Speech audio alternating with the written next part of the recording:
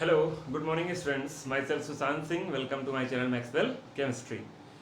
तो आज के इस वीडियो में हम लोग क्लास 11th के chapter number 5 states of matter की बात कर रहे थे। ठीक है, तो आज के इस वीडियो में स्टेट्स ऑफ मैटर में दो तरह के स्टेट हम लोग को दिए हुए हैं। एक है हमारा गैसियस स्टेट और एक हमारा है लिक्विड स्टेट। तो गैसियस स्टेट के बारे में ऑलरेडी मैंने आपको 14-15 वीडियोस बनाकर दे दिए हैं।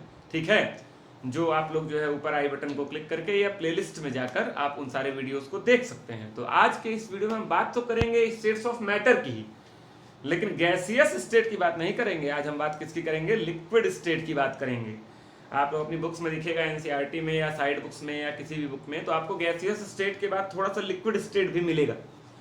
तो दो वीडियो में बनाऊंगा लिक्विड स्टेट पे, जिसमें से ये पहला स्टेट है, ये क्लास 11th के केमिस्ट्री का चैप्टर नंबर 5 का स्टेट्स ऑफ मैटर का लिक्विड स्टेट है आज के वीडियो में। ठीक है, आज मैं बहुत बेसिक चीज़ों की बात करूंगा। जैसे मैं बात करूंगा वेपराइजेशन की, मैं बात करूंगा बॉइलिंग की, मैं बात करूंगा बॉइलिंग पॉइंट की, मैं बात करूंगा फ्रीजिंग पॉइंट की, मैं बात कर सकता हूँ ट्रिपल पॉइंट की। तो ये सारी चीज़ें बहुत से बच्चे जो वीडियो देख रहे होंगे उनको ऐसा लग रहा होगा कि उनको अरे ये तो उनको आता है, ये कोई बहुत नई बात तो नहीं है। ठीक है, लेकिन आज का ये पूरा वीडियो आप देखेंगे तो आपको बहुत सी नई बातें पता चलने वाली हैं। ठीक है, तो चलिए शुरू करते हैं। कुछ बेसिक चीज़ें लिखी हुई हैं यहाँ पर, इसको आप ऐसे ही देख लीजिए।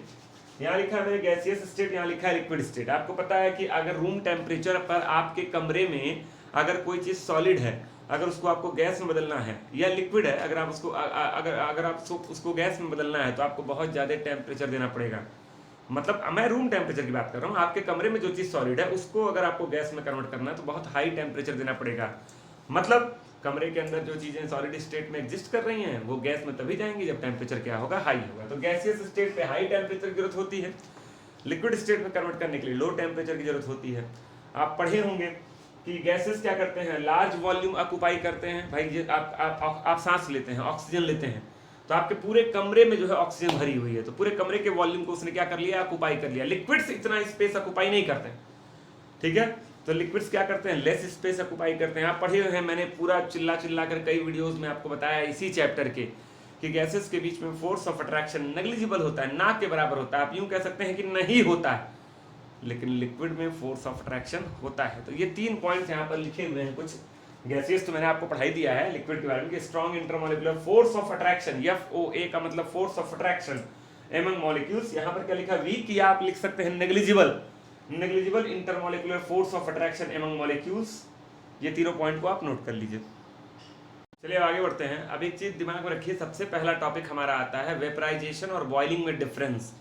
ये दोनों वर्ड आपने सुना होगा। इवेपोरेशन भी एक वर्ड होता है, वो भी आपने सुना होगा। तो बहुत से बच्चे जानते नहीं हैं। बहुत से बच्चे वेपराइजेशन और इवेपोरेशन को दो अलग अलग चीजें समझते हैं और इन दोनों में डिफरेंस बताने की कोशिश करते हैं। तो मेरी बात को ध्यान सुनो, वेपराइजेशन और इवेपोरेशन एक ही चीज है, बस एक माइन्यूट सा फर्क है। सबसे आखिरी में आपको बताऊंगा कि वेपराइजेशन और इवेपोरेशन में क्या माइन्यूट सा फर्क है, लेकिन वेपराइजेशन और बॉइलिंग में बहुत बड़ा फर्क है। वेपराइजेशन एक अलग टर्म है और बॉइलिंग एक अलग टर्म है। ठीक है, तो ध्यान दीजिएगा। इन दोनों के बीच का डिफरेंस मैं आपको सबसे आखिरी में बताऊंगा। अभी मैं आपको क्लियर करने जा रहा हूं वेपराइजेशन और बॉइलिंग में डिफरेंस। अभी मैं तुम्ही से पूछूं कि बताओ वेपराइजेशन क्या होता है, तो कई लोग बच्चे बोलते हैं sir when liquid gets converted into vapour या when liquid gets converted into gas, that is called vaporisation. फिर मैं पूछता हूं बताओ बॉइलिंग क्या होता है, तो लोग बोलते हैं sir when liquid gets converted into gas या liquid gets converted into vapour is called boiling. मतलब दोनों में काम एक ही होता है और बच्चे कंफ्यूज हो जाते हैं, कहते हैं सर लग रहा है कोई खास डिफरेंस नहीं है। ठीक है, तो याद रखना कि वेपराइजेशन में भी liquid gets converted into vapour और बॉइलिंग में भी liquid gets converted into vapour. तो ये सिमिलैरिटी बता दिया मैंने आपको। क्या बता दिया? सिमिलैरिटी। इस चीज की वजह से आपको कंफ्यूज नहीं होना है। कोई पूछे वेपराइजेशन में क्या होता है, liquid gets converted into vapour. कोई पूछे बॉइलिंग में क्या होता है, liquid gets converted into vapour. लेकिन इसके अलावा इनके बीच में बहुत बड़ा डिफरेंस है। आइए वन बाय वन मैं डिस्कस करता हूँ। 3-4 डिफरेंसेस हैं, मैं वन बाय वन डिस्कस करता हूँ। सबसे पहला डिफरेंस, अगर कोई आपसे पूछे कि बताओ, अगर मैं तुमसे पूछूं कि बताओ वेपराइजेशन, देखो आपको अगर आपको पसीना हो जाए तो पसीना होना क्या है? वेपराइजेशन। आपकी बॉडी के अंदर जो लिक्विड भरा हुआ है वो वेपराइज होकर बाहर आ रहा है। लेकिन अगर आप पंखे के नीचे बैठ जाइए तो पसीना सूख जाता है, तो पसीना गया कहाँ? वापस अंदर थोड़ी ना घुस गया भाई, ये पसीना वेपर स्टेट में कन्वर्ट हो गया। ठीक है, आप जो है अपनी बाइक जिसमें आप पेट्रोल भराते हैं, टंकी, बाइक की जो टंकी है, उस टंकी को खोलकर थोड़ी देर धूप में छोड़ दीजिए।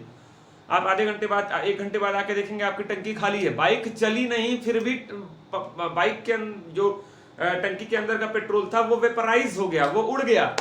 तो आप इन सारे प्रोसेस को बॉइलिंग नहीं बोलते हैं, आप इसको क्या बोलते हैं? वेपराइजेशन बोलते हैं। भाई कपड़ा धुलकर आप बाहर छत पे फैला देते हैं सूखने के लिए, तो कपड़े का पानी उड़ जाता है ना, कपड़े का पानी इवेपोरेट हो जाता है। ये बताओ सन से आने वाली रेडिएशन कितना टेम्परेचर क्रिएट करती होंगी कपड़े के ऊपर? बहुत उड़ के होता होगा 40 डिग्री सेल्सियस, 50 डिग्री सेल्सियस। लेकिन आपको पता है पानी बॉयल तो होता है 100 डिग्री सेल्सियस पे।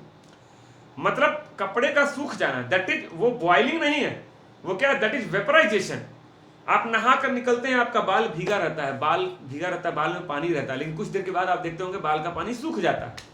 तो दैट इज वेपराइजेशन, वो बॉइलिंग नहीं है। ये नहीं कि बाल में पानी लगा हुआ है तो आप कुकर में सर को डाल के 3 सीटी मार दिए कि सर बॉइल करना था, पानी आ गया था, कैसे हटाएं भाई। तो याद रखिए, वेपराइजेशन एक ऐसा फिनोमिना है which takes place at every temperature. पहला डिफरेंस, कोई आपसे पूछे वेपराइजेशन क्या है, तो vaporisation takes place at every temperature. लेकिन बॉइलिंग के साथ ऐसा नहीं होता है, boiling takes place at a fix temperature and that fix temperature is called boiling point. जैसे पानी बॉइल कितने पे होता है? 100। अगर अल्कोहल की बात करोगे तो किसी और पे, पेट्रोल की बात करोगे तो किसी और पे, मुझे याद नहीं है, आपको भी याद नहीं करना है, ठीक है। तो पहला डिफरेंस आपको पता चल गया, vaporisation takes place at every temperature before boiling point. ये जरा एक लाइन, एक वर्ड और ऐड करो, बिफोर बॉइलिंग पॉइंट। जैसे पानी अगर 20 डिग्री सेल्सियस पर वेपर में कन्वर्ट हो रहा है, this process is called vaporisation. 50 degree Celsius पर अगर वेपर में कन्वर्ट हो रहा है, then it is also called vaporisation. 90 degree Celsius पर अगर वेपर में कन्वर्ट हो रहा है, it is also called vaporisation. 99 पे अगर वेपर में कन्वर्ट हो रहा है, then it is also called vaporisation. लेकिन अगर 100 डिग्री सेल्सियस पर लिक्विड वेपर में कन्वर्ट हो रहा है, then that is called boiling. तो बिफोर 100, बिफोर बॉइलिंग पॉइंट। तो पहला डिफरेंस आपको पता चल गया, ठीक है। दूसरा पॉइंट देखिए, पहला पॉइंट लिखा हुआ है vaporisation takes place at every temperature before boiling point, boiling takes place at a fixed और कांस्टेंट टेम्परेचर। दूसरा डिफरेंस, वेपराइजेशन जो है एक सरफेस फिनोमिना है। वेपराइजेशन क्या है? एक सतह, सरफेस वाला फिनोमिना है। जैसे आप अगर 1 लीटर पानी जो है एक खूब बड़े से बर्तन में, खूब बड़े से परात में, थाली में, प्लेट में 1 लीटर पानी भर दें और एक बॉटल में 1 लीटर पानी भर दो और दोनों को ले जाकर छत पे रख दो, बताओ कौन सा पानी पहले उड़ जाएगा, कौन सा पानी पहले वेपराइज हो जाएगा? बताइए सोच के, कौन सा पानी पहले इवेपोरेट हो जाएगा? तो कौन सा पानी होगा? थाली वाला होगा, जिसका सरफेस एरिया क्या है? बड़ा है। दोनों में पानी एक ही 1 लीटर था, लेकिन थाली वाला पानी क्या हो जाएगा? इवेपोरेट जल्दी से हो जाएगा, क्योंकि उसका सरफेस एरिया क्या है? ज्यादा है। आप अगर 2 बेड सीट सेम साइज की धुलिए और एक को खूब बढ़िया से फैला के छत पे रख दीजिए और एक को मोड़ मार के गट्ठर बना के रख दीजिए, कौन सा पहले सूख जाएगा? जो आप खूब बढ़िया से फैला कर रखे हैं, क्योंकि उसका सरफेस एरिया क्या है? लार्ज। तो larger the surface area, larger will be vaporisation, यानी vaporisation depends on surface area. लेकिन बॉइलिंग क्या है? ये बॉइलिंग एक्चुअली सरफेस फिनोमिना नहीं है, ये पूरे वॉल्यूम में होता है। बॉइलिंग क्या होता है? पूरे वॉल्यूम में होता है। जरा इस चीज को समझिए। जैसे मैं यहां पर लिख रहा हूं, vaporisation is a surface phenomena, vaporisation is a surface phenomena, surface phenomena. अब एक वर्ड मैं बोल रहा हूं, तुम लोग लिख लेना। एक वर्ड मैं बोल रहा हूं, इतना बोर्ड पे मेरे पास जगह नहीं है। एक वर्ड मैं बोल दे रहा हूं यहां पर आप लोग को कि larger the surface area, larger will be vaporisation. लिख सकते हो आप आगे, larger the surface area, larger will be vaporisation. अच्छा आओ बॉइलिंग पे। बॉइलिंग जानते हो क्या है? Boiling is a bulk phenomena, boiling is a bulk, BULK, bulk phenomena. Boiling is a bulk phenomena. अब कई लोग सोच रहे होंगे सर इसको समझाइए जरा, बल्क का मतलब क्या है? तो समझाता हूं मैं आपको, आइए देखिए जरा, पहले इसको समझिए। मैंने एक कंटेनर लिया और कंटेनर में कोई लिक्विड भर दिया। क्या भर दिया? लिक्विड भर दिया। कंटेनर थोड़ा छोटा हो गया भाई, इसको थोड़ा बड़ा ले लो। हाँ, इसमें मैंने क्या भर दिया? लिक्विड भर दिया, कोई लिक्विड भर दिया। अच्छा तो सरफेस पे मॉलिक्यूल होंगे ना, सरफेस पे, ध्यान से सुनिएगा बात को, सरफेस पे क्या होंगे? मॉलिक्यूल होंगे। लेकिन जो सरफेस पे मॉलिक्यूल होंगे वो कुछ इस टाइप के होंगे, मतलब बाहर वाले ऐसे कुछ होंगे, समझ रहे हो ना? सरफेस के मॉलिक्यूल कुछ इस टाइप के होंगे। अच्छा क्यों? तो अंदर वाले मॉलिक्यूल उसको किधर खींच रहे होंगे? अंदर, क्योंकि फोर्स ऑफ अट्रैक्शन है, फोर्स ऑफ अट्रैक्शन है तो अंदर खींच रहे होंगे। अच्छा तो बाहर वाले भी तो गैसियस मॉलिक्यूल है तमाम तरह के, भाई यहां पर भी तो तमाम तरह के गैसियस मॉलिक्यूल हैं। तो वो इसको किधर खींच रहे होंगे, बाहर की ओर खींच रहे होंगे। बात समझ में नहीं समझ रहे हो, ये इसको बाहर की ओर खींच रहे होंगे। तो ये तो लेकिन सबसे ज्यादा एक्टिवेटेड इस पूरे के पूरे लिक्विड में सबसे ज्यादा एक्टिवेटेड मॉलिक्यूल्स कौन से हैं, सबसे ज्यादा एक्टिवेटेड मॉलिक्यूल कौन से हैं जो सरफेस पे हैं, क्योंकि सरफेस के मॉलिक्यूल्स को बाहर की ओर से लोग खींचने की कोशिश कर रहे हैं। भाई ये खचाखच जो है बस भरी हुई है, और खचाखच भरी हुई बस में कोई आदमी गेट पे फंसा हुआ है, पूरी बस खचाखच भरी है, गेट पे एक आदमी खड़ा है। तो बताओ बस के बाहर जाने के चांसेस किसके हैं, गेट वाले के, क्योंकि एकदम गेट पे खड़ा है, हल्का सा भी अंदर से फोर्स लगा या बाहर से फोर्स लगा, बेचारा खट से बस के बाहर चला गया। तो यूं समझ लो कि सरफेस के जो मॉलिक्यूल होते हैं ये अनस्टेबल होते हैं, उनके ऊपर एक्सटर्नल फोर्सेस लगते हैं, बाहर के मॉलिक्यूल्स भी अट्रैक्शन फोर्स लगाते हैं, आ जाओ आ जाओ आ जाओ, और हल्की सी भी एनर्जी मिलती है, हल्की सी बात को सुनना, हल्की सी भी एनर्जी मिलती है तो वो मॉलिक्यूल कहां चले जाते हैं, बाहर चले जाते हैं। That is called vaporisation, that is called vaporisation. Boiling में आओ, अच्छा बॉइलिंग में हल्की एनर्जी देते हैं क्या, अरे भाई पानी को देखो गैस पर रख के गर्म करते हैं, पूरा उबालते हैं 100 डिग्री सेल्सियस पर। तो बॉइलिंग को समझिए जरा क्या होता है। बॉइलिंग में क्या होता है, यहाँ पर भी सरफेस मॉलिक्यूल होते हैं, ठीक है आपकी बात सही है, सरफेस वाले मॉलिक्यूल को बाहर वाले खींच रहे होते हैं, तो वेपराइजेशन तो होता ही है, ठीक है।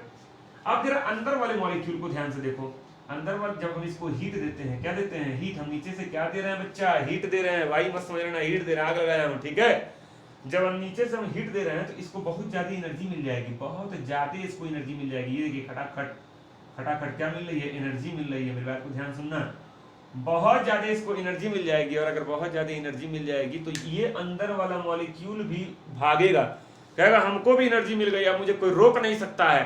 अच्छा अब तक इसको कौन रोक रहा था, इसके चारों तरफ के मॉलिक्यूल, भाई इसको चारों तरफ के मॉलिक्यूल इसको रोक लिए थे, नहीं बेटा बाहर नहीं जाना है, फोर्स ऑफ अट्रैक्शन बहुत हाई था, अंदर वाले मॉलिक्यूल्स को जकड़े हुए थे, निकलने नहीं दे रहे थे। लेकिन जब आपने इसको बॉईल करना शुरू किया, बहुत ज्यादा हीट दे दिया, तब इसकी एनर्जी बढ़ गई, और ये कहेगा क्यों, केवल सरफेस वाले बाहर जाएंगे, मैं भी बाहर जाऊंगा, और ये मॉलिक्यूल यहां से निकलेगा और खट से बाहर निकल जाएगा वेपर के फॉर्म में। This is called boiling. तो बॉइलिंग में क्या था, बॉइलिंग बल्क का मतलब क्या होता है कि सरफेस के मॉलिक्यूल भी बाहर जाएंगे और सरफेस के नीचे वाले मॉलिक्यूल भी एनर्जी पाकर, काइनेटिक एनर्जी पाकर बाहर निकल जाएंगे वेपर के फॉर्म में। लेकिन वेपराइजेशन में ऐसा नहीं था, यहाँ भाई एक लेयर निकलेगा, फिर अगली लेयर आएगी, फिर उसके मॉलिक्यूल को लोग खींचेंगे, फिर वो निकलेगा, लेयर बाय लेयर होगा। जितना बड़ा सरफेस एरिया होगा वेपराइजेशन उतना ही फास्ट होगा। लेकिन बॉइलिंग में क्या है, अंदर का मॉलिक्यूल भी बाहर जा रहा है, तो इस बात को तुम दिमाग में बैठा लो, अगर अंदर का मॉलिक्यूल भी बाहर जा रहा है then that is called boiling, और केवल सरफेस का मॉलिक्यूल जा रहा है then that is called vaporisation. और बॉइलिंग तभी संभव है जब हम एनर्जी देंगे, जब हम एनर्जी देंगे। इसको नोट करना, नोट करिए खड़ाक से। भाई 2 पॉइंट क्लियर हो गया आप लोग का। पहला क्या था, vaporisation takes place at every temperature before boiling point, boiling takes place at a constant temperature, vaporisation is the phenomena of surface, boiling is the phenomena of bulk. Bulk का मतलब समझ गए ना, अभी डायग्राम बना के समझाए थे, ठीक है। अब तीसरा डिफरेंस बताने जा रहे हैं, बहुत डिफरेंस है भाई। तीसरा डिफरेंस क्या होता है कि जो एक वर्ड होता है वोलेटाइल, VOLATILE, वोलेटाइल। अगर कोई तुमसे पूछे वोलेटाइल का मतलब क्या होता है तो तुम बोल देना सर जिसका वेपराइजेशन होता हो, जिसका वेपराइजेशन होता हो दैट इज कॉल्ड वोलेटाइल। अच्छा कोई तुमसे पूछे किसका वेपराइजेशन होता है तो बोल देना जो वोलेटाइल होता है उसका वेपराइजेशन होता है। अब आप लोग को अजीब लग रहा होगा ये क्या बोल रहे हैं, मतलब जो वेपराइज होता है वो वोलेटाइल होता है, और कोई पूछे किसका वेपराइजेशन होता है, जो वोलेटाइल होता है, और वोलेटाइल क्या होता है, जिसका वेपराइजेशन होता है, ये दोनों एक दूसरे की डेफिनेशन है और कोई डेफिनेशन नहीं है। अब जैसे इसके एग्जांपल्स हो गए, वाटर हो गया, मिट्टी का तेल हो गया भाई, kerosene oil, petrol, diesel, alcohol हो गया, बेंजीन हो गया, ईथर हो गया, ऐसे बहुत से कंपाउंड हमारे नेचर में जो ऑटोमेटिक बिना हीट दिए, हम उनको एनर्जी दें ना दें, हम उनको गर्म करें ना करें, वो अपने आप धीरे धीरे लेयर बाय लेयर, सरफेस वाले molecule layer by layer evaporate होते रहते हैं। नदी तालाब का पानी सूख जाता है, उड़ जाता है बहुत गर्मी में, देखिए ऊपर चला जाता है, दैट इज कॉल्ड वेपराइजेशन। तो वेपराइजेशन केवल वोलेटाइल कंपोनेंट का होता है, दम दिमाग में बैठा लो, वेपराइजेशन केवल वोलेटाइल कंपोनेंट का होता है, और बॉइलिंग सबका होता है। Boiling takes place of all का तो समझते हो ना, वोलेटाइल का भी और नॉन वोलेटाइल का भी, इसको समझते हैं और अच्छे से। कभी कपड़ा धुल कर आप धूप में डाले तो कभी ऐसा हुआ है क्या कि क्या आप देखते होंगे पानी उड़ जाता है, कपड़ा रहता है, कभी ऐसा हुआ क्या कपड़ा उड़ गया और डायरेक्ट पानी लटका है? नहीं, क्योंकि कपड़ा क्या है, नॉन वोलेटाइल है, और उसके अंदर जो पानी घुस गया था वो क्या था, वोलेटाइल था। आप बाइक की टंकी को खोलकर धूप में रख दीजिए, आप देखेंगे अंदर का पेट्रोल उड़ जाएगा, टंकी रहेगा ना। क्यों? टंकी क्या है, नॉन वोलेटाइल कंपोनेंट है, लेकिन उसके अंदर का पेट्रोल क्या है, वोलेटाइल कंपोनेंट है। आप नहा कर निकलते हैं, बाल में आपके पानी रहता है, धूप में टहलते घूमते हैं, पंखे के नीचे बैठते हैं, पानी उड़ जाता है, बाल रहता है ना। कभी ऐसा हुआ क्या कि बाल ही उड़ गया और टकलब पानी रखा है? नहीं। तो पानी क्या है, वोलेटाइल कंपोनेंट है, और बाल क्या है, नॉन वोलेटाइल कंपोनेंट। तो vaporisation takes place only of volatile component and boiling takes place of all.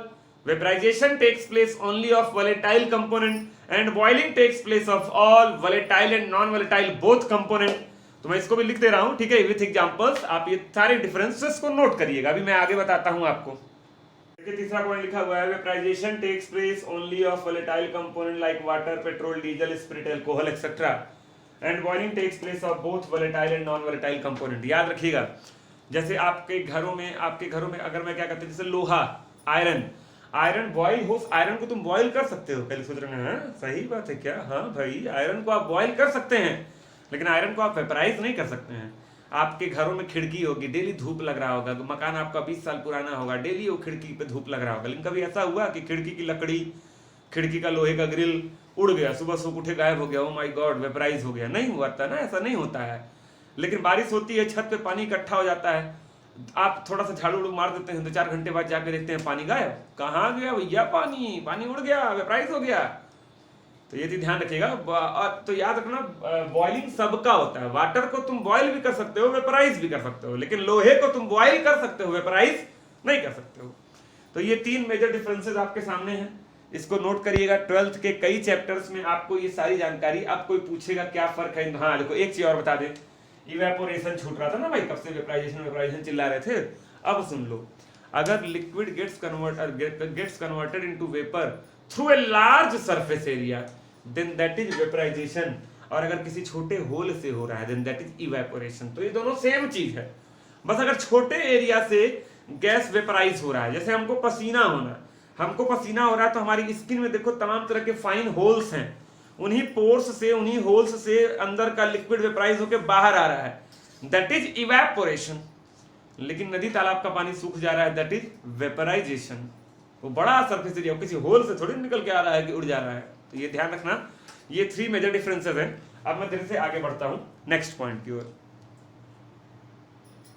चलिए देखिए, अब आपका अगला टॉपिक है, मैंने आपका वेपराइजेशन और बॉइलिंग क्लियर कर दिया। अब आपका अगला टॉपिक है बॉइलिंग पॉइंट की डेफिनेशन।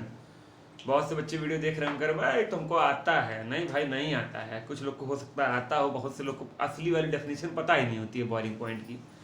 तो चलिए अभी मैं आपको बॉइलिंग पॉइंट की डेफिनेशन बताऊंगा, लेकिन उसके पहले एक टर्म आता है वेपर प्रेशर। तो हमको वेपर प्रेशर समझना बहुत जरूरी है। अच्छा एक चीज जानो, वेपर प्रेशर को आप यूं समझो सिंपल सी लैंग्वेज में कि the pressure created by vapour is called vapour pressure. घर में होता है ना कुकर प्रेशर कुकर होता है ना, तो लोग बोलते हैं the pressure created by cooker is called cooker pressure या प्रेशर कुकर। तो वैसे ही कोई बोले वेपर प्रेशर क्या है, the pressure created by vapour is called vapour pressure. कोई बोले कि क्या कहते हैं सुशांत का प्रेशर क्या है, तो the pressure created by Sushant is called Sushant pressure. तो मतलब ये चीज है सिंपल सी भाषा में कि वेपर्स जो प्रेशर क्रिएट करते हैं that is called vapour pressure. लेकिन अब उसको थोड़ा और डिटेल से समझते हैं। मान लीजिए हमारे पास एक क्लोज्ड कंटेनर है। क्या है? क्लोज्ड कंटेनर है, क्लोज्ड। और इसमें लिक्विड मैंने भर दिया, इसमें कोई लिक्विड भर दिया। क्या भर दिया? लिक्विड भर दिया। और इसका टेम्परेचर क्या कर दिया, इस पूरे सिस्टम का जो टेम्परेचर है उसको मैंने कांस्टेंट कर दिया। टेम्परेचर कर दिया कांस्टेंट। टेम्परेचर क्या कर दिया? कांस्टेंट कर दिया। अच्छा तो अभी बताया हूं vaporisation is the phenomena of surface and vaporisation takes place at every temperature. तो टेम्परेचर कांस्टेंट करने का मतलब ये होता है ना घटाएंगे ना बढ़ाएंगे, लेकिन वेपराइजेशन तो होगा ना भैया, इसके अंदर वेपराइजेशन तो होता ही रहेगा। और सरफेस फिनोमेना है, तो जो सरफेस के मॉलिक्यूल हैं ये देखिए बड़े खूबसूरत से मॉलिक्यूल हैं, ये क्या करेंगे? वेपर बनाएंगे। ये वेपर बनाएंगे, 1 वेपर, 2 वेपर, 3 वेपर, 4, सब बहरे निकल रहे हैं, बदमाश टाइप के हैं, सब वेपर बना रहे हैं। ये देखिए खूब वेपर बन रहे हैं। अच्छा ठीक है, सब बाहर निकल के वेपर बना रहे हैं। अच्छा आप लोग जैसे क्लास 11th में हैं तो अभी एक चैप्टर पढ़ेंगे आगे जाके, इक्विलिब्रियम। क्या पढ़ेंगे? इक्विलिब्रियम। अभी मैं आपको इक्विलिब्रियम का मतलब थोड़ा सा ऐसे ही समझा दे रहा हूँ। जहां पर दो तरह के प्रोसेस हों और दोनों की स्पीड क्या हो, सेम। जहां पर दो तरह के प्रोसेस हों और दोनों की स्पीड क्या हो, सेम हो, दैट इज कॉल्ड क्या, इक्विलिब्रियम। तो ध्यान दीजिएगा, जब इसके वेपर्स यहां बनेंगे, तो ये तो यहां पर पहले क्या थे, यहां पर पहले वेपर कितने थे, को बता दिया मैंने, पहले वेपर कितने थे, बोलो 0। पहले कितने थे भैया, 0। फिर जब अंदर के वेपर यहाँ इकट्ठा हुए तो वेपर बढ़ रहा है, 2 4 10 20 25 30, कैलकुलेट करें काहे वेपर बन रहा है, अरे भाई vaporisation takes place at every temperature ना, तो बनेगा। तो वेपर बढ़ रहे हैं, वेपर जब बढ़ेंगे, आपको पता होता है कि टेम्परेचर अगर आप कांस्टेंट रखिए और किसी जगह पर वेपर अगर बढ़े तो कुछ देर के बाद वो वेपर्स आपस में कोलाइड करने लगते हैं, ये कोलिजन शुरू हो जाता है, इन वेपर्स का आपस में क्या शुरू हो जाता है, कोलिजन। ये इससे भिड़ जाएगा, ये इससे भिड़ जाएगा, क्राउड बढ़ रहा है ना। मार्केट में जब भीड़ बढ़ती है तो लोग भिड़ने नहीं लगते हैं एक दूसरे से, चलते चलते भिड़ जाते हैं, किसी का कंधा टकरा जाता है, किसी का पैर लड़ जाता है, कोई लड़बड़ा गिर जाता है। तो भीड़ बढ़ती है तो आपस में टकराना शुरू हो जाता है। अच्छा, तो जब आपस में टकराएंगे तो क्या लूज करेंगे, एनर्जी, और एनर्जी लूज करेंगे तो फिर से किस स्टेट में आ जाएंगे भाई, लिक्विड। इसका बेस्ट एग्जांपल आप कभी देखिए, दूध को गर्म करिए तो देखा कर उसके अंदर से भाप निकलता है खूब तेज, उसके बाद आप एक प्लेट ले जाकर दूध के ऊपर रख दीजिए, कुछ देर बाद आप देखेंगे प्लेट जब हटाओगे तो प्लेट के नीचे आप देखेंगे वाटर ड्रॉपलेट्स लगे होते हैं, पानी की बूंदें लगी होती हैं। काहे भैया, क्योंकि एक्सीडेंट हो गया। किसका एक्सीडेंट हो गया, वो जो दूधवा का भाप बन के बाहर निकल रहा था और प्लेटवा जो तुम लगा दिए थे, दोनों का एक्सीडेंट हो गया। और एक्सीडेंट होने पर वो जो स्टीम था उसने एनर्जी लूज किया, और एनर्जी लूज करते ही स्टीम किस में कन्वर्ट हो गया, वाटर में कन्वर्ट हो गया। अच्छा, गैस का वाटर में कन्वर्ट होना, this process is called condensation. क्या बोलते हैं, कंडेंसेशन। और लिक्विड का गैस में कन्वर्ट होना, दिस इज कॉल्ड इवेपोरेशन, या और एक नाम और क्या देते हैं, vaporisation.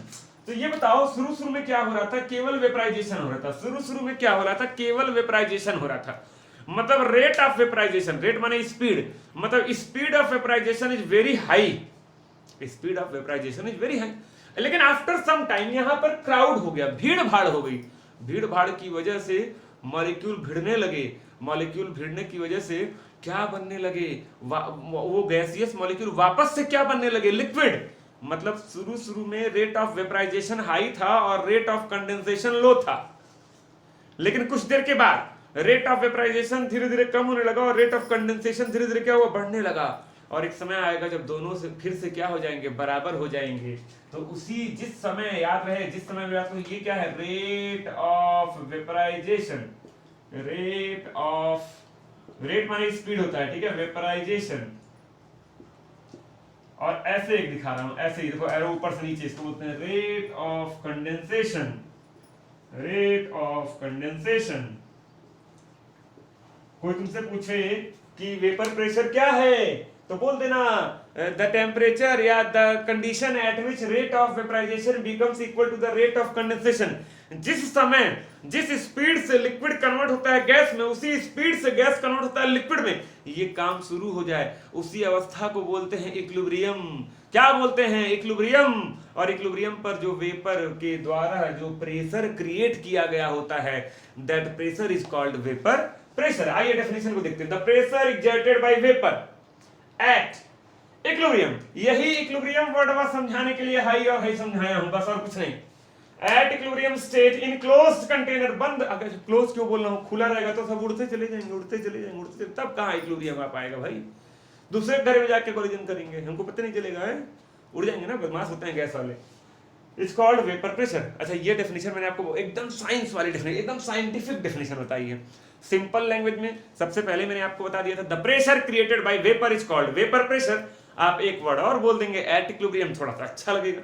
The pressure created by vapour at equilibrium is called vapour pressure. कोई तुमसे पूछ ले इक्विलिब्रियम क्या है, तो बोल देना सर इक्विलिब्रियम पर rate of vaporisation becomes equal to the rate of condensation. बार बार चिल्ला इसीलिए रहा हूं कि आप लोग उसको नोट कर लीजिए, नहीं नोट कर पाए वापस जाइए 10-20 सेकंड 25 सेकंड और उसको नोट कर लीजिए, ठीक है भाई। अब बात करते हैं बॉइलिंग पॉइंट की, ठीक है। तो बॉइलिंग पॉइंट की डेफिनेशन देखिए, आपको बोर्ड पे दिख रही होगी, अभी मैं दिखा भी रहा हूं, ठीक है। अब ध्यान दीजिएगा बॉइलिंग पॉइंट एक्चुअली होता क्या है। जैसे आपके दिमाग में आ रहा होगा कि सर 90 डिग्री सेल्सियस पर अगर वाटर, मैं पानी का एग्जांपल लेके चल रहा हूं, आप पानी की जगह कुछ और भी ले सकते हैं, ठीक है। जैसे वाटर का बॉइलिंग पॉइंट सबको रटा हुआ होता है कि 100 डिग्री सेल्सियस होता है, तो मैं वाटर लेके चल रहा हूं। तो ये बताइए, जब पानी को आप बॉइल करते हैं, मतलब 90 डिग्री सेल्सियस जब टेम्परेचर होता है, तब जब लिक्विड कन्वर्ट होता है वेपर में, तो उस प्रोसेस को आप क्या बोलते हैं? वेपराइजेशन। लेकिन 100 पर आप जब लिक्विड वेपराइज होता है तो उसको आप क्या बोलते हैं? बॉइलिंग। तो वही बात है कि सर 100 डिग्री सेल्सियस पे ऐसा स्पेशल क्या होता है कि उसको हम बोलते हैं, उसको हम क्या बोलते हैं? बॉइलिंग। तो ध्यान से सुनिएगा। मान लीजिए हमने कोई लिक्विड भर के लाया, मैं एग्जांपल के तौर पे, जैसे मान लीजिए ये एक बॉटल है, मैं वाटर भर के लाया, ठीक है, ये पूरा भरा हुआ है, आप एज्यूम करिए कि ये आधा बॉटल भरा हुआ है। तो ये बताओ, मान लो ये यहाँ पे पानी भरा हुआ है, तो जब हम इसको गर्म करेंगे तो इसके वेपर कलेक्ट होंगे यहाँ पर। अच्छा, वेपर जब कलेक्ट होंगे तो बताओ वेपर प्रेशर क्या होगा? बढ़ेगा। जितने ज्यादा वेपर उतना ज्यादा वेपर प्रेशर। तो जब मैं इसको गर्म करूंगा, मान लो मैंने किया 30 से 40, 40 से 50, 50 से 60, तो लगातार इसका वेपर प्रेशर क्या हो रहा है? बढ़ रहा है। अच्छा, आपको यह भी तो पता है कि हमारा बाहर से भी प्रेशर लगता है। हमारा जो एटमॉस्फेयर है, हमारे एटमॉस्फेयर में जो हवा भरी हुई है, एयर भरा हुआ है हमारे एटमॉस्फेयर में, वो भी ऊपर से प्रेशर लगाता है, और उस प्रेशर को हम बोलते हैं एक्सटर्नल प्रेशर। बोलो बच्चों, क्या बोलते हैं? एक्सटर्नल प्रेशर, बाहर वाला प्रेशर। और जब हम पानी को गर्म कर रहे हैं, लिक्विड को गर्म कर रहे हैं, तो अंदर जो वेपर क्रिएट हो रहा है, वो जो प्रेशर क्रिएट कर रहा है, उसको हम बोलते हैं अंदर वाला प्रेशर, इंटरनल प्रेशर। अच्छा, नॉर्मली हमारे एटमॉस्फेयर का प्रेशर कितना माना गया? इस चैप्टर में मैंने आपको बताया कितना माना गया? 1 atm। उसी को बोलते हैं एटमॉस्फेरिक प्रेशर या एक्सटर्नल प्रेशर।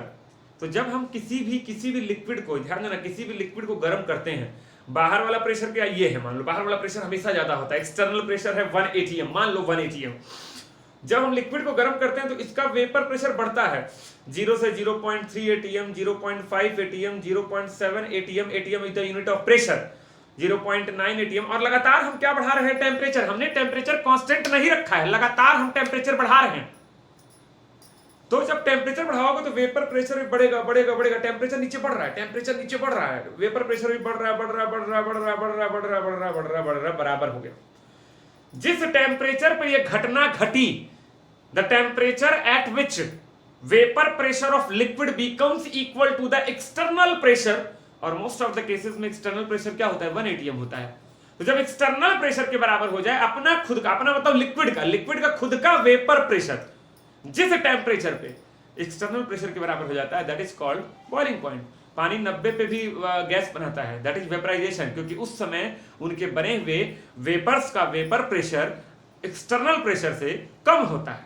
लेकिन 100 डिग्री सेल्सियस पे एक्सटर्नल प्रेशर क्या होता है? बराबर होता है। तो देखिए डेफिनेशन यहां लिखी हुई है, the temperature at which the vapour pressure of liquid becomes equal to the external pressure, that is 1 atm, is called boiling point. इसी को समझाने के लिए मैंने आपको वेपर प्रेशर पहले समझाया था, ठीक है। यहां टेम्परेचर लगातार बढ़ा रहे हैं तो वेपर प्रेशर बढ़ रहा है, और बढ़ते बढ़ते कभी ना कभी बाहर वाले प्रेशर के क्या हो जाएगा? बराबर हो जाएगा।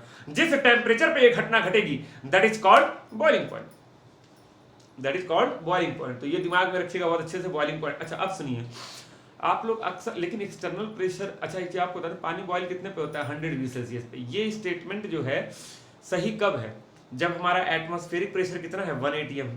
अगर हम बाहर वाला एक्सटर्नल प्रेशर बढ़ा दें, अगर हम बाहर वाला एक्सटर्नल प्रेशर क्या करें? बढ़ा दें, तो पानी क्या होगा? और लेट में बॉइल होगा।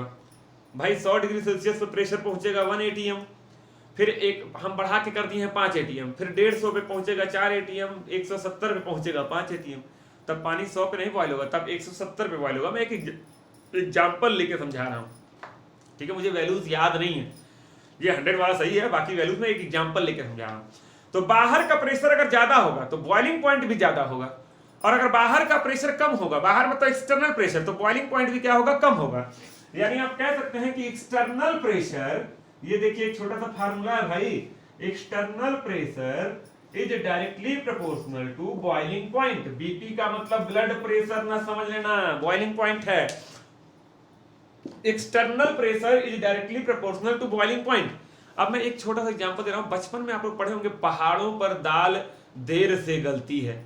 अक्सर ये अक्सर बच्चों से क्वेश्चन पूछा जाता है, पहाड़ों पर हिल एरिया में जब दाल लोग पकाते हैं, बटुली में, भगोना में, किसी भी चीज में, तो बहुत समय लगता है दलवा पकने में, पकता नहीं है जल्दी से। क्या रीजन है? जब हम ऊंचाई पर जाते हैं, जितनी ऊंचाई पर हम जाते हैं, हिल पर, पहाड़ की चोटी पर जितना हम ऊपर जाते हैं, तो हमारा जो एटमॉस्फेरिक प्रेशर क्या होता जाता है? कम होता जाता है। बोलो बच्चों, क्या होता जाता है? कम। हमारा जो एक्सटर्नल प्रेशर है वो कम हो जाता है। अच्छा, तो एक्सटर्नल प्रेशर अगर कम हो जाएगा तो बॉइलिंग पॉइंट भी क्या हो जाएगा, कम हो जाएगा। एक्सटर्नल प्रेशर अगर कम हो जाएगा तो बॉइलिंग पॉइंट जल्दी आ जाएगा। मतलब बॉइल होता है वाटर नॉर्मली कितने पे, 100 डिग्री सेल्सियस पे, लेकिन आप पहाड़ों पर जब पानी में दाल डालकर पकाओगे तो पानी जल्दी ही उबल जाएगा, 50 ही डिग्री सेल्सियस पे उबलने लगेगा पानी। अच्छा, तो ज्यादा हीट किसके पास होती है, 100 डिग्री सेल्सियस पर उबलते हुए पानी के पास या 50 डिग्री सेल्सियस पर उबलते हुए पानी के पास, कौन ज्यादा गर्म होता है?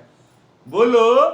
100 डिग्री सेल्सियस पर उबलता हुआ पानी क्या होता है, ज्यादा गर्म होता है। लेकिन पहाड़ पर पानी उबलने लगेगा कितने पे ही, 50 पे ही।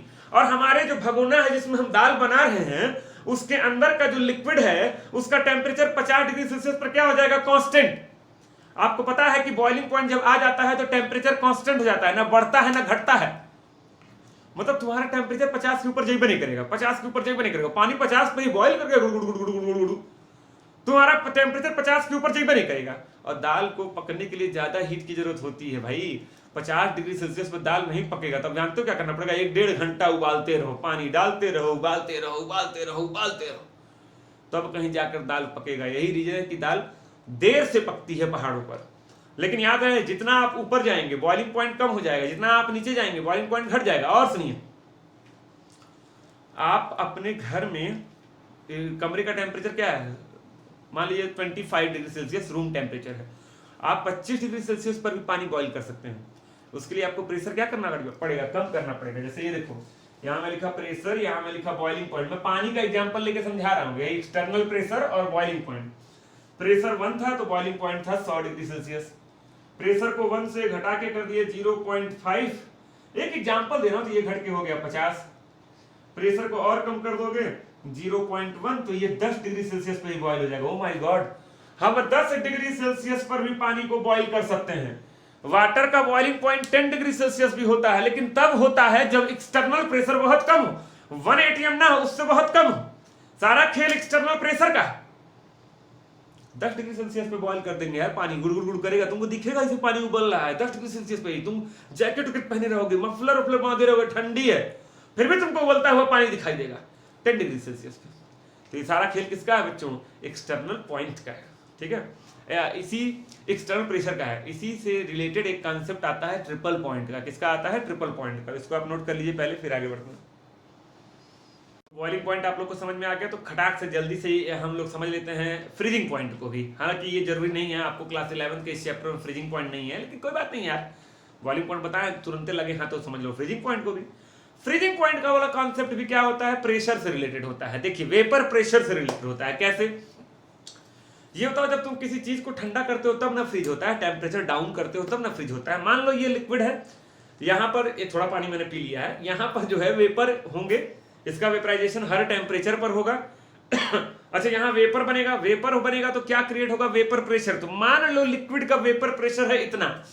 जब बच्चों से पूछा जाता है बताओ फ्रीजिंग पॉइंट का डेफिनेशन ना, तो बच्चे बोलते हैं sir the temperature at which anything starts freezing is called freezing point. What is this rubbish यार, ये कौन डेफिनेशन है। अब असली वाली डेफिनेशन को समझो कि जब इसको ये वाटर रखा हुआ था तो यहां पर इसके वेपर कलेक्ट हुए थे, और अंदर जो वेपर कलेक्ट हुए थे उन्होंने प्रेशर क्रिएट किया, वेपर प्रेशर। अब मैंने इसको फ्रीजर में डाल दिया। जब मैं इसको फ्रीजर में डालूंगा तो धीरे धीरे ये बर्फ बनता है, धीरे धीरे ठंडा होता है, इकट्ठे नहीं हो जाता। जादू छड़ी नहीं है कि डाले निकाले और बर्फ बन गया। ये धीरे धीरे धीरे धीरे बर्फ में कन्वर्ट होगा। अच्छा, क्यों बताओ कुछ, ये जब इसका टेम्परेचर तुम ठंडा करोगे तो बताओ वेपर प्रेशर घटेगा या बढ़ेगा, घटेगा। फिर थोड़ी देर बाद आप देखेंगे टेम्परेचर कम करने पे वेपर प्रेशर घटता है और टेम्परेचर बढ़ाने पर वेपर प्रेशर बढ़ता है। समझ गए ना। हाँ, जब तुम इसको ठंडा करोगे तो इसमें धीरे धीरे बर्फ बनेगा, बर्फ, आइस। पानी एग्जांपल समझा ना, आप कोई और लिक्विड भी ले सकते हैं, इसमें धीरे धीरे आइस बनेगा। अच्छा क्यों बताओ, पानी ये है, पानी का वेपर प्रेशर है कुछ, और आइस का वेपर प्रेशर ये है 0। आइस है ही नहीं तो 0। आइस भी वोलेटाइल कंपोनेंट है, ध्यान दीजिएगा। तो जब मैं ठंडा करूंगा तो धीरे धीरे पानी बर्फ में कन्वर्ट होगा, यानी ये पानी का वेपर प्रेशर है, ये पानी का वेपर प्रेशर हो और ये आइस का वेपर प्रेशर है। तो धीरे धीरे पानी का वेपर प्रेशर घटेगा, आइस का वेपर प्रेशर बढ़ेगा। कह लो करें सर आप टेम्परेचर कम कर रहे हैं तो आइस का वेपर प्रेशर कैसे बढ़ेगा, क्यों? क्योंकि आइस का अमाउंट बढ़ रहा है, पहले था ही नहीं। अब 1 चम्मच है तो 1 चम्मच है तो कुछ तो वेपर उसका होगा ही होगा। कह लो आइस भी वेपर देता है क्या सर, कभी देखे नहीं हो क्या आइस, बर्फ की सिल्ली बर्फ की सिल्ली कभी देखो, गाड़ी ओड़ी से उतरते हुए कहीं भी जाके देखो तो आप उसके ऊपर देखेंगे व्हाइट फ्यूम आपको दिखाई देगा हल्का हल्का उड़ता हुआ, वो बर्फ का वेपर ही होता है। हाँ, अब ज्यादा नहीं डिटेल में जाऊंगा। हाँ, तो जब ठंडा करोगे तो पानी का वेपर प्रेशर घटेगा, बर्फ का बढ़ेगा, पानी का घटेगा, बर्फ का बढ़ेगा। तुम ठंडा करते जा रहे हो, तुम मान नहीं रहे हो। पानी का घटेगा, बर्फ का बढ़ेगा, पानी का घटेगा, बर्फ का बढ़ेगा, पानी का घटेगा, बर्फ का बढ़ेगा। द टेम्परेचर एट विच, यहां पर मैं एक्सटर्नल प्रेशर की बात ही नहीं किया हूं, the temperature at which the vapour pressure of both phase, एक ना जमा हुआ पानी और एक जमा हुआ बर्फ, इसको बोलते हैं फ्रोजन पार्ट, इसको बोलते हैं non frozen part. The temperature at which the vapour pressure of both phase, frozen part and non frozen part becomes equal, अब वो वैल्यू कुछ भी हो आपस में बराबर हो जाए, that temperature is called freezing point. लिखा है यहां पर, देखिए, the temperature at which the vapour pressure of frozen part becomes equal to the non frozen part called freezing point. और इस टेम्परेचर पर दोनों फेज इक्विलिब्रियम में होते हैं। इक्विलिब्रियम क्या होता है अभी समझाया हूं थोड़ा सा, बाकी बाद में तो एक चैप्टर आप पढ़ेंगे। Both phases exist in equilibrium state. इसको जरा नोट करिए और सोचिए। मैंने एक चीज आप खुद सोच के बताओ, जब ये क्या था, पानी, और ये क्या था, बर्फ, और दोनों का क्या बराबर हुआ था, वेपर प्रेशर। तो वेपर प्रेशर तभी बराबर होता है जब वेपर होता है, मतलब एक ऐसा टेम्परेचर आपको मिल गया जहां पर तीनों फेज है, वेपर भी है, पानी भी है, और क्या है, सॉलिड भी है, आइस भी है, जहां पर तीनों फेज एग्जिस्ट करते हैं। जिस टेम्परेचर पर तीनों फेज एग्जिस्ट करते हैं उसी को एक नाम देते हैं ट्रिपल पॉइंट। तो आप फ्रीजिंग पॉइंट को ही ट्रिपल पॉइंट भी कह सकते हैं, जो कि जब कोई लिक्विड फ्रीज होता है तो उसके अंदर तीनों फेज होते हैं। आपको दिखे ना दिखे वो आपका मैटर है। आप कहते हो सर हम फ्रीजर में से बर्फ निकालते हैं तो हमको तो नहीं तीनों फेज दिखता है, कैसे नहीं दिखता है? जब बॉटल निकालते हैं आप बर्फ को हाथ में रखिए, देखो तुरंत पानी लग जाता है हाथ में। हाँ, वेपर फेज नहीं दिखता क्योंकि आप थोड़े अमाउंट में बर्फ जमाते हैं। वही आप बहुत बड़े अमाउंट में बर्फ जमाएंगे तो आपको वेपर फेज भी दिखाई देगा। ठीक है, तो ट्रिपल पॉइंट मतलब वही पॉइंट होता है जहां पर किसी भी मैटर के तीनों फेज एग्जिस्ट करें, सॉलिड भी, लिक्विड भी, गैस भी। और आप कह सकते हैं जब भी कोई लिक्विड फ्रीज होता है फ्रीजिंग पॉइंट पर तो वो अपने ट्रिपल फेज में चला जाता है। वहां पर उसके तीनों स्टेट होते हैं, frozen part, non frozen part और वेपर फेज, सॉलिड, लिक्विड और गैस, तीनों फेज। तो याद रखो पानी का फ्रीजिंग पॉइंट क्या होता है, 0 डिग्री सेल्सियस। ठीक है, और पानी बर्फ में कन्वर्ट होना शुरू कब होता है, 4 डिग्री सेल्सियस पे। ये भी ध्यान रखना, 4 डिग्री सेल्सियस पे वाटर स्टार्ट हो जाता है, स्टार्ट्स फ्रीजिंग। लेकिन 4 को हम फ्रीजिंग पॉइंट नहीं बोलते हैं, फ्रीजिंग पॉइंट हम किसको बोलते हैं, 0 डिग्री सेल्सियस पे। तो ये डेफिनेशन आप नोट करिए। फिर मैं बात करता हूं ट्रिपल पॉइंट की। ट्रिपल पॉइंट को समझने की कोशिश करते हैं एक ग्राफ से। देखिए ये ग्राफ है सॉलिड का, ये सॉलिड फेज है, ये लिक्विड और ये गैस है। ऐसे 3 लाइनों से सेपरेट किए गए हैं और जहां पर तीनों लाइन मिल रही है इस गोलका वाले को बोलते हैं ट्रिपल पॉइंट। क्या बोलते हैं, ट्रिपल पॉइंट। अब देखो जब कोई चीज सॉलिड से लिक्विड में कन्वर्ट होती है तो उसको क्या बोलते हैं, मेल्टिंग। लिक्विड से गैस में कन्वर्ट होती है तो ये मिटा दे रहा हूं मैं अभी फिलहाल के लिए। ठीक है, जब लिक्विड से गैस में कन्वर्ट होती है तो उसको क्या बोलते हैं, वेपराइजेशन। गैस से सॉलिड में होती है तो उसको क्या बोलते हैं, सब्लिमेशन। याद है, भुला गया, गैस से सॉलिड में कन्वर्ट होता है क्या बोलते हैं, सब्लिमेशन। यहाँ क्या है, बॉइलिंग पॉइंट है। बॉइलिंग पॉइंट एक तरह से टेम्परेचर ही होता है। और यहाँ पे क्या लिखा हूं, एक्सटर्नल प्रेशर।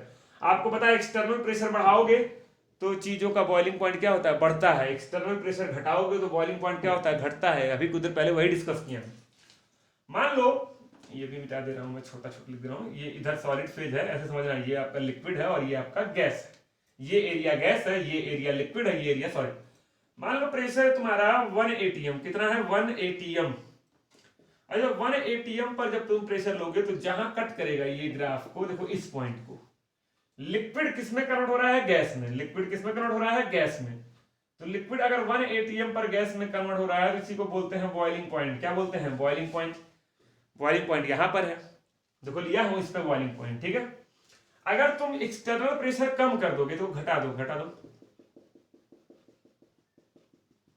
तो देखो लिक्विड कन्वर्ट हो रही है, लिक्विड फेज है, ये गैस है, लिक्विड कन्वर्ट हो रहा है गैस में। और देखो बॉइलिंग पॉइंट घट गया, पहले इतना था अब इतना ही रह गया, देखो घट गया, ये देखो घट गया।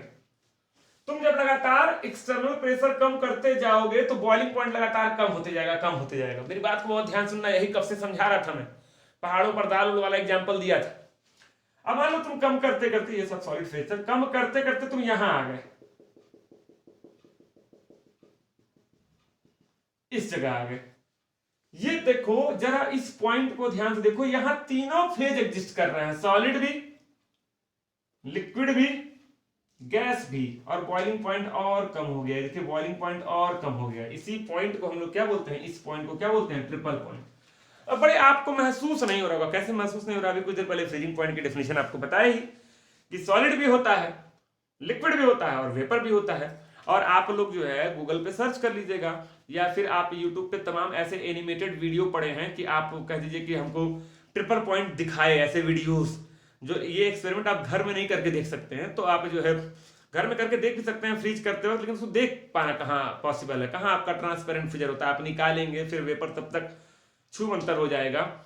तो आप इसके वीडियोस देख सकते हैं, ट्रिपल पॉइंट वीडियोस करके खोज कर उसको देख लीजिएगा, जो एक्सपेरिमेंटली बड़े बड़े साइंटिफिक लैब्स वगैरह में कराए जाते हैं। ठीक है, तो इस पॉइंट पर याद रखना कि तीनों फेज होते हैं, सॉलिड भी, लिक्विड भी, और ये बेसिकली फ्रीजिंग पॉइंट होता है। बॉइलिंग पॉइंट क्या होता है, फ्रीजिंग पॉइंट के लगभग बराबर हो जाता है।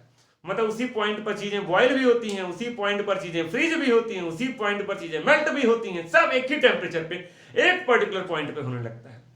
ठीक है, तो मैं आपको एक चीज बता दे रहा हूं, वाटर का केस आप नोट करना चाहे तो कर लीजिए। जो वाटर का ट्रिपल पॉइंट होता है, वाटर का triple point of water, triple point of water, तो ट्रिपल पॉइंट ऑफ वाटर उस समय टेम्परेचर होता है 0.01 डिग्री सेल्सियस। देख लो भैया, लगभग फ्रीजिंग पॉइंट यार, लगभग फ्रीजिंग पॉइंट 0 डिग्री सेल्सियस होता है, तो 0.01 डिग्री सेल्सियस लगभग फ्रीजिंग पॉइंट। और उस समय एक्सटर्नल प्रेशर होता है EXT, एक्सटर्नल प्रेशर होता है 611.5 पास्कल। अब कह लो अरे सर प्रेशर तो बड़ा ज्यादा है। अरे भैया एक एटीएम में 1,00,000 पास्कल होते हैं, मतलब 1,00,000 पास्कल प्रेशर रखोगे एक्सटर्नल तो 100 डिग्री सेल्सियस पर पानी बॉईल होगा। लेकिन जब इसको कम करते जाओगे, प्रेशर कम करते जाओगे, कम करते और 611 पे आकर रुकोगे, 1,00,000 से 611। तो जब तुम प्रेशर एक्सटर्नल प्रेशर कम करोगे तो लगातार क्या कम होगा, बॉइलिंग पॉइंट। तो बॉइलिंग पॉइंट भी कम होते होते होते होते होते होते क्या हो जाएगा, 0.01 डिग्री सेल्सियस। और प्रेशर 1,00,000 पास्कल से कम होते होते होते क्या हो जाएगा, 611 पास्कल। तो जब बॉइलिंग पॉइंट और प्रेशर दोनों कम हो रहा है तो इतने डिग्री सेल्सियस पर तुम्हारा पानी बॉईल कर जाएगा, और इतने ही डिग्री सेल्सियस पे आपको पता है पानी फ्रीज भी कर जाता है। मतलब बॉइलिंग फ्रीजिंग सब एक साथ हो रहा है, मतलब वेपर भी है, सॉलिड भी है, लिक्विड भी है। That point is called triple point. तो चलिए मैं हट जा रहा हूं, इसको स्क्रीनशॉट ले लीजिए। आज का आपका वीडियो क्या हो गया खत्म, आज इतना ही बताते हैं। ठीक है, नेक्स्ट वीडियो में हम लोग चर्चा करेंगे सरफेस टेंशन की और चर्चा करेंगे विस्कोसिटी की, लेकिन ये दोनों term completely related with physics हैं। बहुत डिटेल्स में फिजिक्स में आप पढ़ेंगे, चैप्टर है यार फिजिक्स में एक सरफेस टेंशन, लेकिन केमिस्ट्री में जितनी इसकी जरूरत है मैं आपको बता दूंगा अगले वीडियो में, एक छोटा सा वीडियो लेके आऊंगा। ठीक है, और उसी के साथ ये चैप्टर आपका क्या हो जाएगा, खत्म हो जाएगा। फिर कुछ नया ऑर्गेनिक मेरे दिमाग में चल रहा है, फिर मैं कुछ नया ऑर्गेनिक लेकर आपके सामने आऊंगा, नए तरीके से ऑर्गेनिक का चैप्टर लेके आपके सामने आऊंगा। ठीक है, स्टार्टिंग से। तो तब तक के लिए बहुत बढ़िया, चैनल को लाइक से सब्सक्राइब सब कर दीजिएगा। धन्यवाद।